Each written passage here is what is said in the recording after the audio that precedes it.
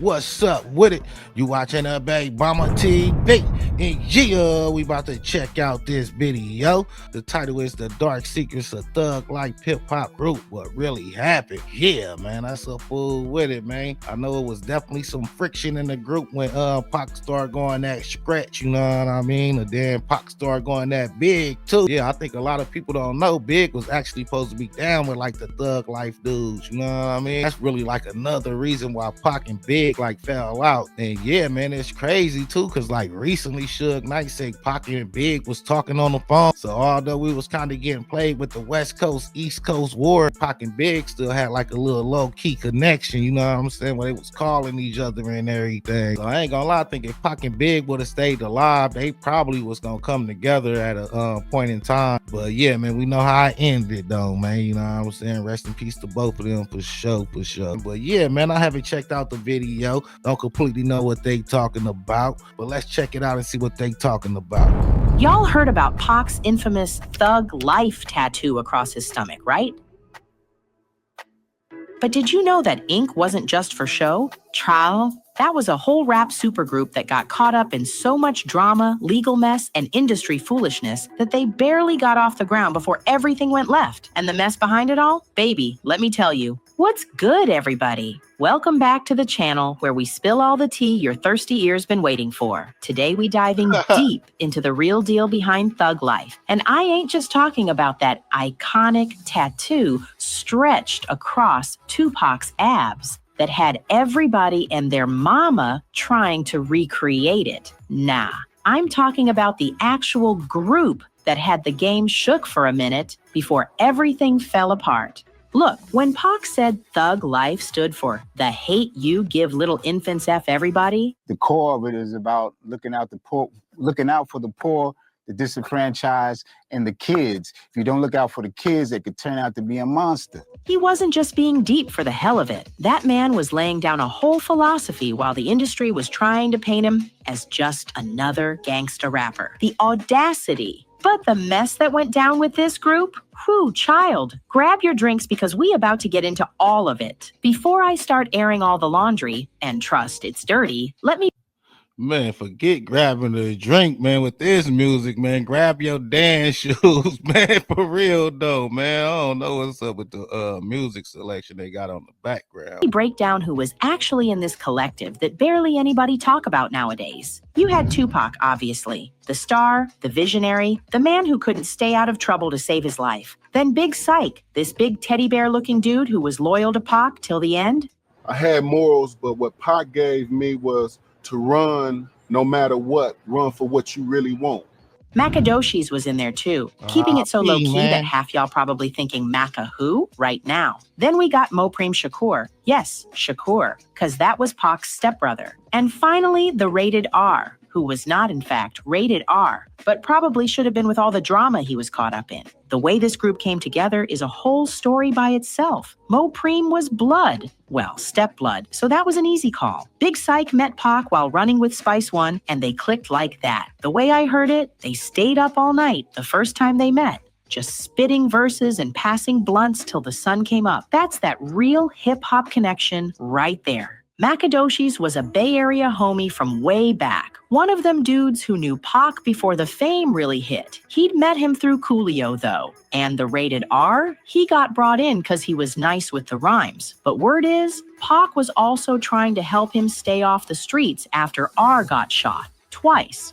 Once in a drive-by that wasn't even meant for him. Talk about wrong place, wrong time.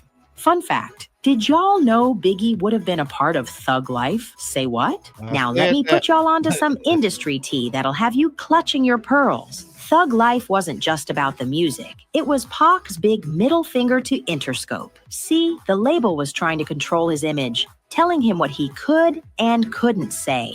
So what did Pac do? Created a whole new group where he could say whatever the hell he wanted. Strategic? Yes. Petty? Absolutely. And I live for it. But chilly. That plan backfired so hard it left skid marks. When they recorded Thug Life Volume 1, the execs at Interscope nearly collapsed when they heard those tracks. I'm talking clutching invisible pearls, reaching for heart medication, the works.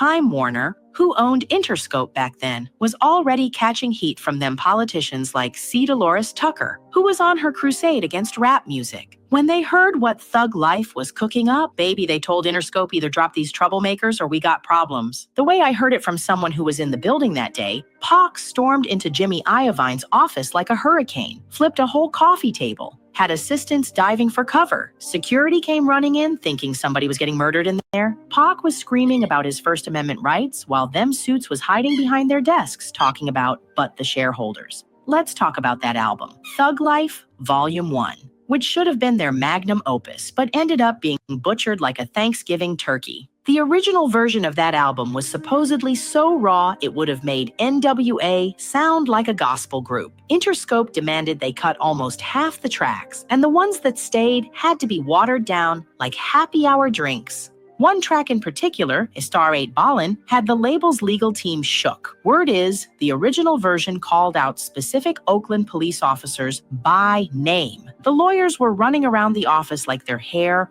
was on fire. He can't do that. We'll get sued. Meanwhile, Pac was like, watch me.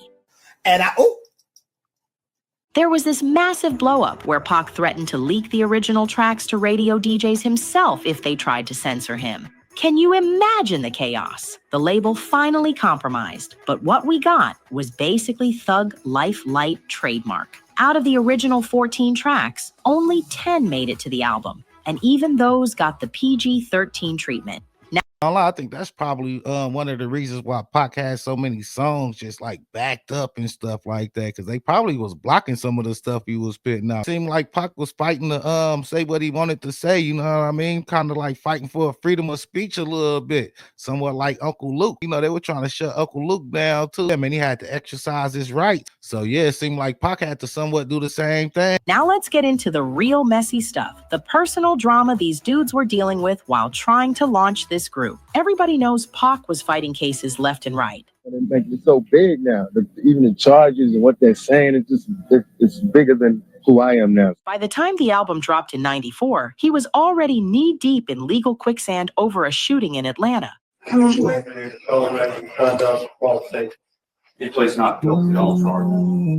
what about the rest of the crew? Big Syke was struggling with some serious health demons that nobody talked about. Even back then, his weight was causing diabetes issues, but he kept it quiet. Man would be popping pills between verses, checking his blood sugar in the studio bathroom, then come out like everything was fine. Pride is a hell of a thing. Those health problems eventually took him out in 2016, which is just heartbreaking because he was one of the real ones. Now, Mopreme, being Pac's brother wasn't all it was cracked up to be. He had 2 baby mamas blowing up his pager 24/7, causing all kinds of chaos. There'd be times in the middle of recording when his pager would go off. He'd hit the payphone outside and come back looking like he wanted to punch a wall. One time he got so heated after a call that he spit a verse so angry they couldn't even use it on the album. Too real. Macadocious was fighting for custody of his kid the whole time they were recording. Man would be in court in the morning and in the booth by afternoon. Some of his lyrics had these slick little references to his baby mama drama that flew over everyone's head. Lines about judicial corruption and systematic separation weren't just social commentary. Dude was literally rapping about his court battles. And the rated R, baby, this man had PTSD before people were even really talking about mental health like that. He'd been shot twice before joining Thug Life. Sometimes during sessions, certain sounds would trigger him. A car backfiring outside, somebody dropping something heavy, and he'd just freeze up or have to leave the room. The other guys covered for him, saying he was stepping out for a smoke or something. But real talk, he was outside trying to get his breathing under control. Let me Yeah, man, I ain't gonna lie, man. To be honest, man, it just sounded like they was going through some real nigga shit. You know what I'm saying? It's still niggas going through the same type of stuff right now, man. For real, though. Yeah, but them going through them situations, though, man, that kind of just make them more relatable. especially to like black man, you know what I mean? Probably a lot of people still going through the same type of situations, man, for real. Spill some scalding hot tea about the death row connection. Suge Knight was watching Thug Life like a hawk from day one, and he was not happy about it. Even though Pac wasn't signed to death row yet, Suge had been circling him like a shark smelling blood in the water. He saw Thug Life as competition for Pac's attention, and baby, Suge Knight was not a man who liked to compete. The way Mopreme tells it, Suge and his goons would just show up to their recording sessions unannounced. Imagine you in the middle of laying down verses, and suddenly the door opens, and in walks Suge with like 15 muscle-bound dudes with death row chains, not saying a word, just watching. Tell me that wouldn't mess up your...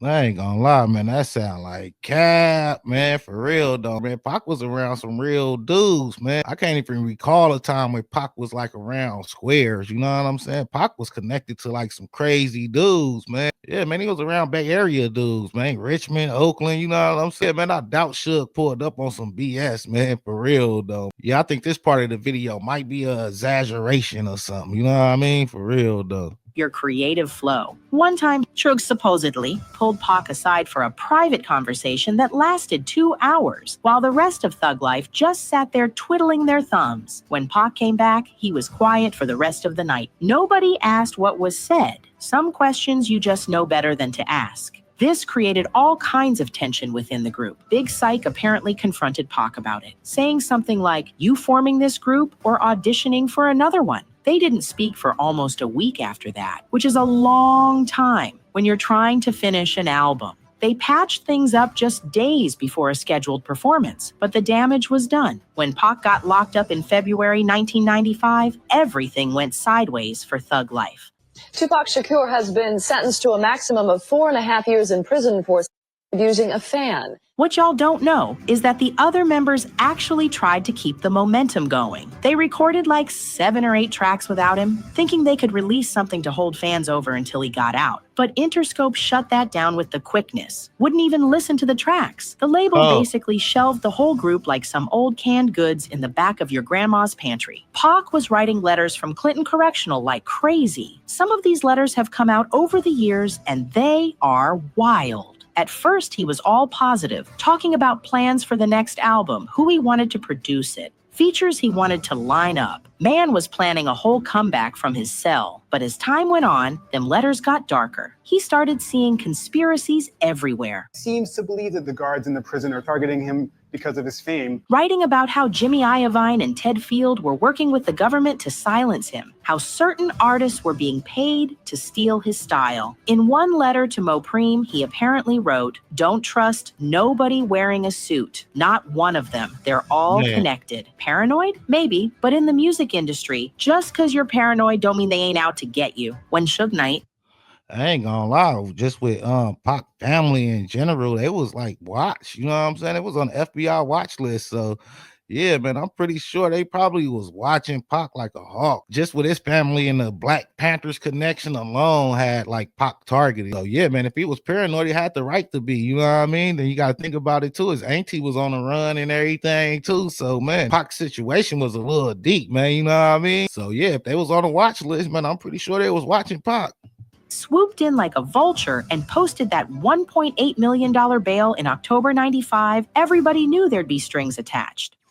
They can't take the man from the money, take the money. But nobody expected Pac to just completely abandon Thug Life for death row. That was a betrayal with a capital B. The rest of Thug Life found out about Pac signing with death row the same way everybody else did, on the news. Can you imagine? Finding out your group is basically done because you saw it on MTV? Cold-blooded. Big Psych eventually followed Pac to death row and joined the Outlaws. But that was after weeks of silent treatment. Mopreme, Macadoshi's. I ain't gonna lie, that's kind of like misleading a little bit. Cause yeah, the Outlaws didn't join Death Row until Pac passed, you know what I mean? And then he told Big Psych not to sign the Death Row, and he got mad at Big Psych for trying to talk to like Suge or something about like some record deal type stuff. And that's really how they fell out. But the reason Pac told him not to sign is because he was gonna sign, just like he told Sibo, Spice One. Yeah, man. Allegedly, man, Pac was about to sign a whole bunch of West Coast artists, man, for real.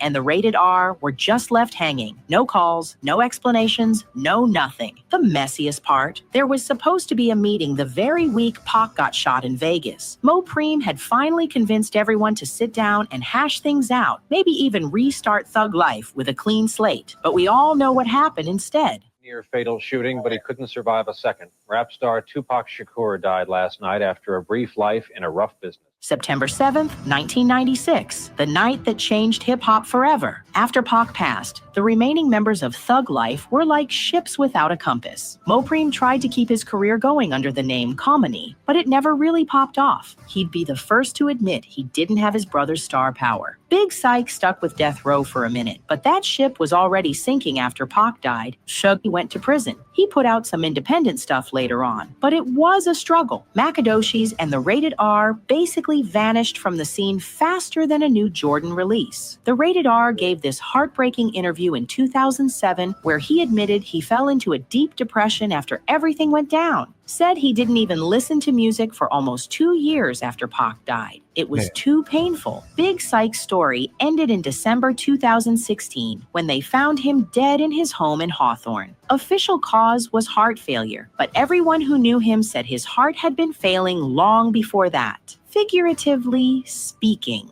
when he died, his net worth was estimated at only about $200,000. Let that sink in. A man who was part of one of the most iconic figures in hip-hop history died with less money than a mid-level accountant. Mo Preem is still around, keeping his brother's legacy alive through interviews and documentaries. Yeah, man, I ain't gonna lie, shit, 200,000, that wasn't that bad, especially not that time, shit, you know what I mean? That was hood rich.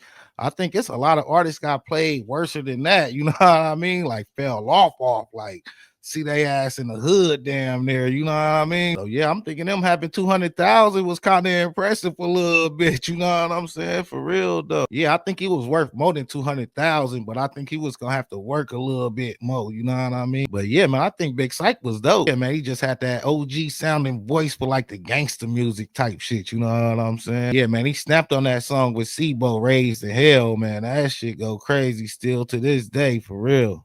I knew that we were going to be legends. Pac knew he was going to be a legend. We knew we were on a legendary track back then. His net worth is reportedly around $150,000. As for Macadoshies and the Rated R, they're ghosts now. Nobody really knows what they're up to or what they're worth. They pop up occasionally at Pac tribute events, but otherwise, they stay out of the spotlight. Now let me put y'all onto something juicy. There's a whole vault of unreleased Thug Life material that's just collecting dust somewhere. We talking nearly 30 tracks that nobody outside the inner circle has ever heard. According to Mo Preem, who's the most vocal about this stuff, some of these tracks feature collabs with West Coast legends like Snoop and Spice One. There's even supposedly a track with a teenage Kendrick Lamar before he blew up. Can you imagine how fire that must be? But here's the gag. All this music is trapped in legal limbo. POC's estate, Interscope, and the surviving members been fighting over who owns what for years. Every few years, rumors circulate that they're finally going to release this stuff, but then nothing happens. In 2019, for the 25th anniversary of the album, they were supposedly putting together a special edition with some of the unreleased tracks. Fans were hyped. Oh my God!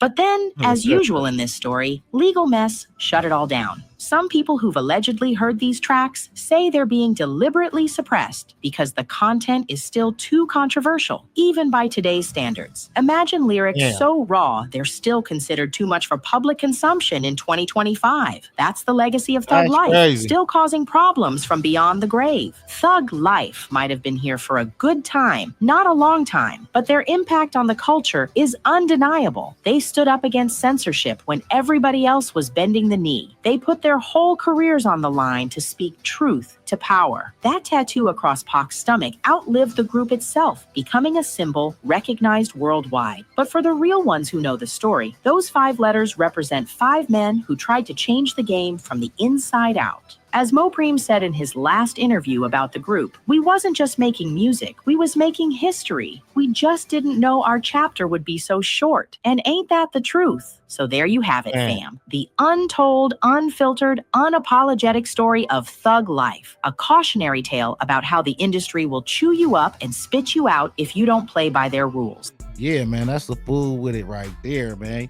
I ain't gonna lie, though, Thug Life was a little more than just a group, though, man. Thug Life was a movement, man. I'm from, some of us still yell Thug Life, you know what I mean? Thug Life, nigga, you feel me? For real, though, man. But it's crazy that they got music that they not even letting people release, though, man. What's up with that, man? And it's crazy, too, because I recently heard Be Legit say he got, like, some songs with Pac, too, that ain't out, you know what I mean? So, man, there might be a whole Pac album out there or something that they need to put together or something, man. For real, though. Pac still got music we ain't heard yet, man. That's crazy. And if you think about it, too, like after he passed, some of the songs got recycled and stuff like that. You know, they started switching up the beats to the lyrics and everything. Yeah, man, to be honest, some of them was good. Some of them really wasn't, you know what I'm saying? Some cases, like the original song was like the best ones and stuff like that, you know what I mean? But yeah, man, rest in peace to Pac, man, the GOAT, man, for real, though. Thug Life, man. Let me know what y'all think in the comments. Like, share, subscribe. You watching the Big Mama TV. Thanks for watching. Thanks for supporting. Until next time. All right.